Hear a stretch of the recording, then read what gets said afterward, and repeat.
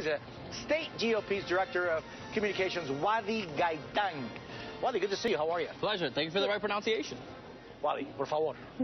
Let's talk about how early voting is going so far here in the state of Florida for, it's going to be early voting everywhere in Saturday, but right now just some Correct, parts. absentee. So ballots are currently being cast. This means that candidates, although they're still competing in other states, are paying attention. We saw Super Tuesday a few days ago that Senator Marco Rubio, as well as Donald Trump and even Hillary Clinton on the Democrat side, are spending time here because they realize that this is a very important state. And since ballots are being casted, that means that decisions are being made and time is running out.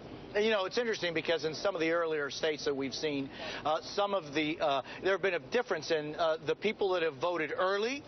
Many of them have supported Trump, and then the ones that voted during the election, the primary day, or just before, changed their minds. Is that something that you guys are looking at? Yeah, we do. We do look at the numbers. So absentee voting has been increasing over the days, and something that's very unique, especially in South Florida, that we've seen here in Miami-Dade County, is that there are a lot of Republicans that like to go on election day. So while absentee voting is increasing, we're going to see a surge in folks who are actually participating come March 15th in early voting, which starts on Saturday. Right, and let's talk about the home state for Marco Rubio. Right now, the latest polls show him trailing Trump by double digits or so. Why do you think that so far he hasn't been resonating?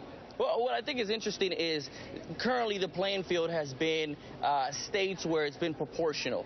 So we've seen him, and I think to your point, has he been resonating? I think he has. He's been coming in a strong second in many of these states, which means he has been taking in delegates. However, the playing field is about to change come Florida, come March 15th, because we are the first winner-take-all. This means that the candidate, Senator Marco Rubio, is making the case for this, that can take this state, will take 99 delegates, meaning that the other candidates will take 0. So I think he's spending a lot of time here.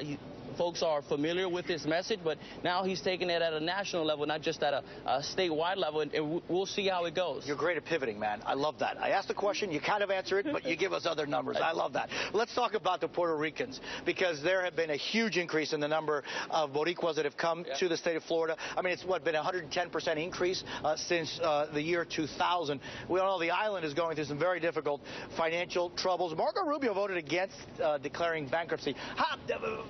How important is the Puerto Rican vote, especially in that I-4 corridor, for Republican candidates? It's very essential. If you're in Orlando or in Tampa, you'll actually hear some of the community referred to as El Pequeño San Juan here in Florida. And what's very interesting, and folks have to understand, is that Puerto Ricans are very unique. The moment they establish residency here in Florida or anywhere else in the United States, they automatically qualify to vote. That means because they're American citizens. They are American citizens, correct. So they have that opportunity, and they're coming from a country where there's an economic crisis. So being able to participate in an election, being able to hear a message of economic opportunity and economic growth is something they're very interested in. Also, the Puerto Ricans who are coming over tend to be professionals, people who have gone to school, people who maybe had a business, and they're coming over to start here, but they're coming with a foundation. They want a candidate and a president that can actually create opportunity in those areas for them. So we're seeing the candidates really making an effort to win that vote. It's always a pleasure to see you, Wadi. Likewise. Thanks so much for being with me this morning. Up next,